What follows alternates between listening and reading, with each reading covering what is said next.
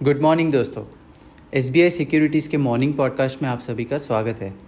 दोस्तों, आज के पॉडकास्ट में हम ग्लोबल मार्केट्स के बारे में बात करेंगे। निफ्टी और बैंक निफ्टी में हम क्या प्लान कर सकते हैं उस बारे में भी बात करेंगे और ऐसे कुछ सेक्टर्स देखेंगे जिस पे आपको फोकस करना चाहिए। आइए सबसे पहले हम ग्लोबल मार्केट्स को देख लेते हैं। दोस्तों, फेड के चेयरमैन जेरोम पॉवेल ने जैक्सन होल इकोनॉमिक सिंपोजियम में कहा, अब समय आ गया है कि पॉलिसी में एडजस्टमेंट हो। इस बात से यूएस मार्केट्स में ऑप्टिमिज्म देखा गया था। इससे शुक्रवार को एक मजबूत रैली हुई जिसमें नैस्डैक 1.4% बढ़ा, S&P 500 1.5% चढ़ा और डाउ जो है 1.3% ऊपर गया। दोस्तों, S&P 500 का पिछला ऑल टाइम हाई 5670 एक इम्पॉर्टेंट रेसिस्टेंस लेवल बन गया है। अगर इंडेक्स इस लेवल को तोड़कर ऊपर टिक सकता है तो शॉर्ट टर्म में ये 5750 और शायद 5840 तक रैली दे सकता है। दोस्तों, अब बात करते हैं ब्रेंट ऑयल के बारे में। ब्रेंट ऑयल ने अपने पहले का स्विंग लो $75 लेवल के आसपास सपोर्ट लिया और उसके बाद एक स्मार्ट रिबाउंड देखा गया, लेकिन ये अभी भी अपने शॉर्ट और लॉन्ग टर्म मूविंग एवरेजेस के नीचे ट्रेड कर रहा है। सबसे इम्पॉर्टेंट चीज़ ये है दोस्तों, US डॉलर इंडेक्स में तेज़ गिरावट देखी गई है और ये 100.67 लेवल पर बंद हुआ, जो जुलाई 2023 के बाद से सबसे नीचा वीकली क्लोजिंग है। ये जो गिरावट है ये इमर्जिंग मार्केट्स जैसे इंडिया के लिए एक पॉजिटिव आउटलुक दिखा रही है। दोस्तों, अब बात करते हैं निफ्टी के बारे में। दूसरे लगातार हफ्ते बेंचमार्क इंडेक्स निफ्टी ने गेन्स पोस्ट किए और सभी 5 ट्रेडिंग सेशंस ग्रीन में बंद हुए हैं। फ़िलहाल ये अपने ऑल टाइम हाई से बस थोड़ा ही दूर है। जैसा कि इंडेक्स अपने ऑल टाइम हाई के लेवल के करीब ट्रेड कर रहा है, सारे मूविंग एवरेजेस और momentum based indicators strong bullish momentum दिखाते हैं। दोस्तों, इसके लेवल्स के बारे में बात करें तो 24,950 और 24,980 का जोन एक इमीडिएट हर्डल बनेगा। अगर इंडेक्स 24,980 के ऊपर टिकने में सफल होता है तो शॉर्ट टर्म में ये 25,100 और उसके बाद 25,220 तक रैली दे सकता है। नीचे की तरफ बात करें तो 24,800 और 24,770 का जोन इंडेक्स के लिए एक इमीडिएट सपोर्ट बनेगा। दोस्तों, डेरिवेटिव फ्रंट पर अगस्त फ्यूचर्स ने फ्लैट नोट पर एंड किया और करंट, नेक्स्ट और फास्ट सीरीज़ का क्यूमुलेटिव ओपन इंटरेस्ट 3.92% बढ़ गया है। दोस्तों, निफ्टी में 13 स्टॉक्स ने लॉन्ग बिल्टअप देखा और 7 स्टॉक्स ने शॉर्ट कवरिंग रैली देखी, जबकि 19 स्टॉक्स ने शॉर्ट बिल्टअप देखा और 11 स्टॉक्स में लॉन्ग अनवाइंडिंग हुई थी।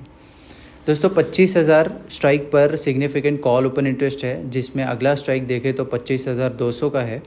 पुट साइड की बात करें तो 24,800 पर सब्सटैंशियल ओपन इंटरेस्ट है, जिसमें अगला स्ट्राइक देखें तो 24,700 का है। दोस्तों, अगस्त मंथली एक्सपायरी के लिए OIPCR 1.2 पर है और मैक्स पेन 24,800 स्ट्राइक पर है। दोस्तों, हमने बात की निफ्टी के बारे में, अब आते हैं बैंक निफ्टी पर। दूसरे लगातार ट्रेडिंग सेशन के लिए बैंक निफ्टी ने अपने 20 और 50 डे EMA लेवल्स के ऊपर टिकने में सफलता पाई, जो एक बुलिश साइन है। डेली RSI और स्टोकेस्टिक ने पहले से ही बुलिश क्रॉसओवर दे दिया है। ये क्लियरली दिखाता है कि बैंकिंग स्पेस धीरे धीरे स्ट्रेंथ गेन कर रहा है। दोस्तों, इसके लेवल्स के बारे में बात करें तो 51,200 और 51,300 का गैप जोन इंडेक्स के लिए एक इमीडिएट हर्डल बनेगा। अगर इंडेक्स 51,300 के ऊपर टिकने में सफल होता है तो शॉर्ट टर्म में ये 51,800 और उसके बाद 52,300 तक रैली कर सकता है।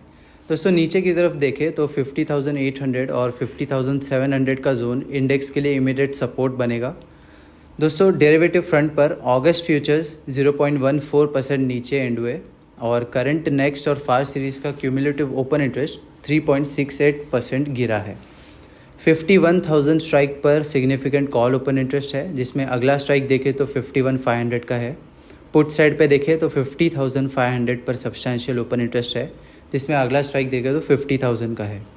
दोस्तों, अगस्त मंथली सीरीज़ के लिए OIPCR 0.86 पर है और मैक्स पेन 51,000 स्ट्राइक पर है। अब दोस्तों, बात करते हैं वोलेटिलिटी इंडेक्स के बारे में। शुक्रवार को वोलेटिलिटी इंडेक्स इंडिया विक्स में 4% से ज़्यादा का सर्ज देखा गया।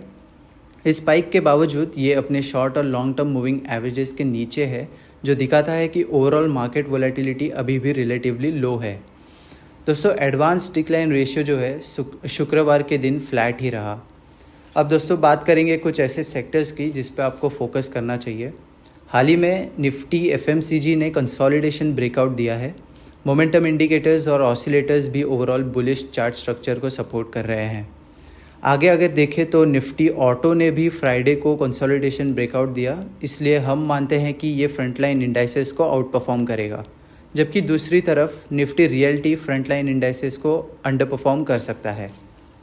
दोस्तों अब बात करेंगे कुछ FII DII डेटा के बारे में। शुक्रवार को दोनों FIIs और DIIs नेट बायर्स रहे हैं, जिसमें FIIs ने 1944.48 करोड़ और DIIs ने 2896.02 करोड़ की खरीदारी की है।